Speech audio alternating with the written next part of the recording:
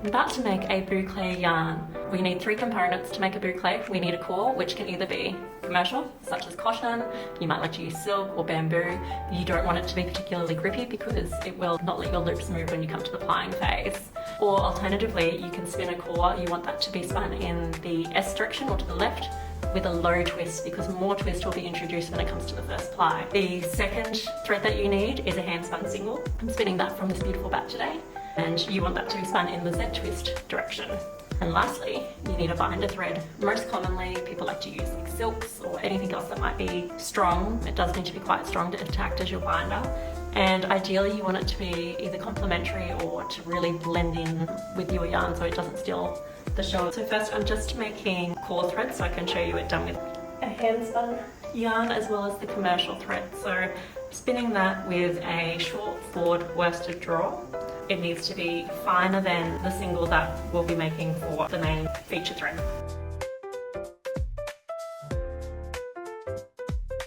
It may still be a little too much twist, so I'm going to try and feed that into wheel even faster. I'm already on the slowest ratio.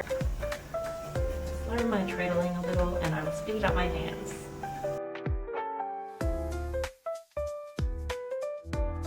I'm spinning on a sharp ladybug. You can see that's a really loose twist on there. Still making a 2-ply, but it's definitely not a tight twist to it. If it was to become a 2-ply, you'd want more than that. The colours, as you can see, are peacock inspired. And just continuing to check every now and then to make sure that my twist is still relatively loose. I think it's still a little bit too tight for what I want to make it work.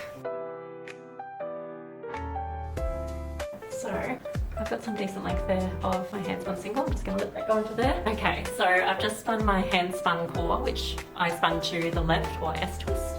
And now I'm going to be spinning the main single to the right or Z twist. And I'm going to be adding sort of medium twist to this one or to a high twist, so you get lots of lovely loops forming when we do our first ply. You want to make sure that it is a heavier weight thread than the first ply or a heavier weight than the commercial thread you're choosing. So just remembering to go to the right with this one.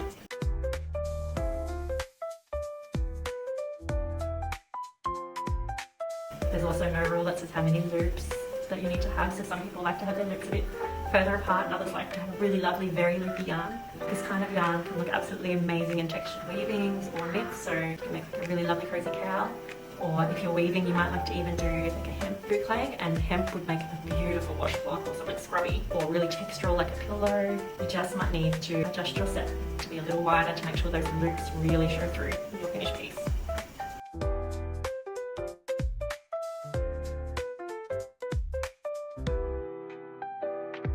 Okay, so we're ready for applying the first ply of this yarn. We're going to do that with our core yarn and the bigger single that we just spun. And we're going to do that in the counterclockwise direction or the S twist direction. So we want to be holding a core yarn out straight from us. I'm using my hand spun first. So you're holding your core out towards you with a little bit of tension applied to it. And you are feeding your main single onto that. And then it's going on a 90-degree angle and you're pushing up nice and quick every now and then. So that helps create your coils and loops. So I prefer to do this on a larger whirl, so a bigger ratio.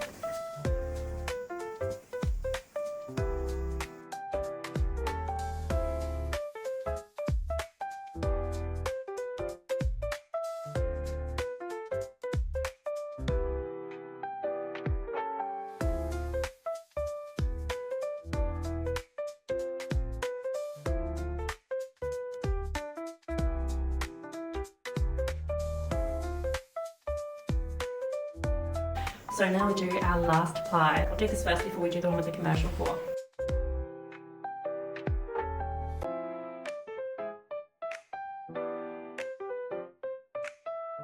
So with this final ply, we're going to be going in the Z direction, and we're going to be doing this at about a 45-degree angle, so I don't have to worry about it. Just slowly find the right direction, because you're able to select where the binder is going. You can see that coming together beautifully there. Look at those beautiful loops that this is making.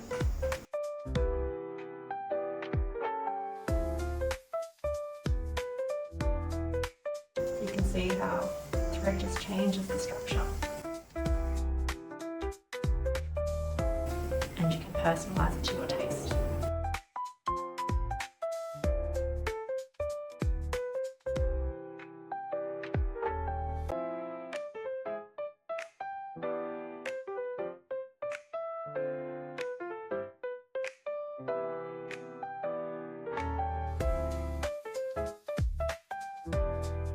is our hand-spun core done. Now it's time to do this with our commercial core.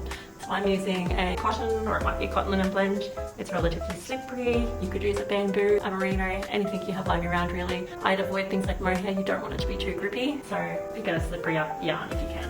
We're going counterclockwise for this one, so the S direction.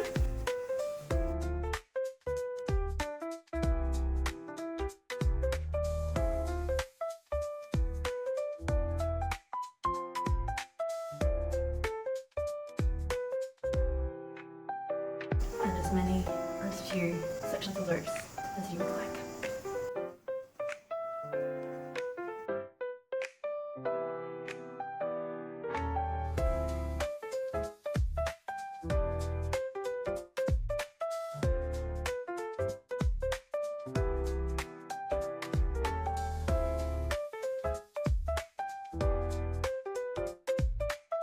This is the final ply for the commercial core boucle yarn that we're spinning. So again, I have my silk binder thread and I've got my spiral coiled yarn here. Exactly the same as with the hand spun, we're aiming for about a 45-degree angle, keeping the ply nice and controlled so you can control where your binder thread is going. So if you've got a coil in particular you really want to alter the appearance of, you can do that. Let's get started. So we're going to the Z twist.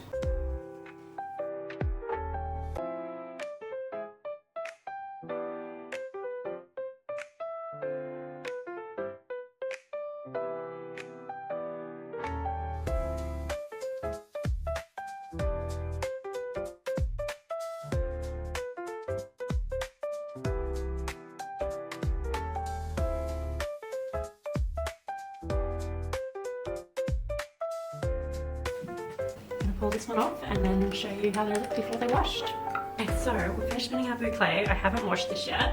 It's a very springy kind of yarn, and after I wash it will relax quite a bit. So this one is with the commercial core. And then we have the hand spun core, which made a little bit more purely because it's the one I did first.